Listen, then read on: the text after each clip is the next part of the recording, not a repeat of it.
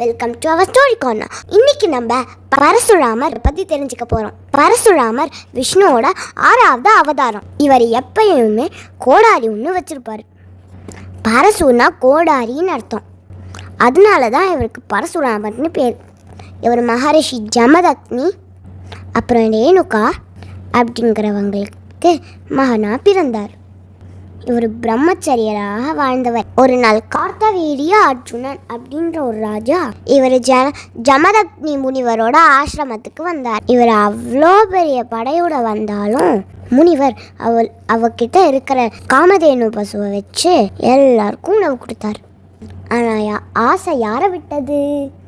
எவ்வளோ பெரிய ராஜாவாக இருந்தாலும் ஒரு எளிமையான முனிவர்கிட்ட இருந்து அந்த காமதேனுவை கார்த்தவீரிய அர்ஜுனன் பறிச்சுட்டு போயிட்டார். அப்போ பரசுராமருக்கு கோவம் வந்து கார்த்தவீரியா ராஜாவை போரில் வென்றார். அப்புறம் அந்த ராஜாவோட மகன்கள் இதை பழி வாங்கிறதுக்காக ஜமதக்னி முனிவரையும் கொண்டுட்டாங்க. இதை பார்த்த பரசுராமருக்கு ரொம்ப கோபம் வந்துடுச்சு. தான் பெற்றவர்கள் சகோதரர்கள் அவங்க எல்லாத்தையும் கொன்ற அரசர்கள் மேலே ரொம்ப கோபம் வந்துடுச்சு. அதனால சத்திரிய குலத்தையே அழிக்கணும்னு சபதம் கொண்டார். அவரோட சபதத்துக்கு அப்புறம் 21 தலைமுறைகள் சத்திரியர்களை அவர் கொண்டுட்டார். இவர் எல்லா ராஜாவோட அகம்பாவத்தையும் அழிச்சார். அந்த மாதிரி சத்திரியர்கள் கிட்டேருந்து எடுத்த நிலத்தை எல்லாம் எளிமையான மக்களுக்கு தானமாக கொடுத்தார். இந்த மாதிரி சில காலத்துக்கு அப்புறம் ராமாயண காலத்தில் ராமர் சீத்தையை மணந்துக்கிறதுக்காக சிவதனுசுவை முழிச்சார். அதை கேட்டு பரசுராமருக்கு ரொம்ப கோவம் வந்துருச்சு.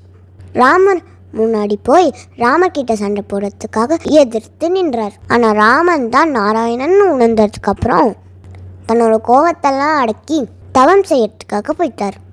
இவர் மகாபாரதத்திலேயே இருக்காரு. பரசுராமர் தான் கர்ணன், பீஷ்மர் போன்றவருக்கு ஆயுத பயிற்சி கொடுத்தார். என்னதான் பரசுராமர் சத்திரியர்கள் கிட்டலாம் பகை கொண்டிருந்தாலும் கங்கை மாதா கொடுத்த வாக்குனால பீஷ்மருக்கு பயிற்சி கொடுத்தார்.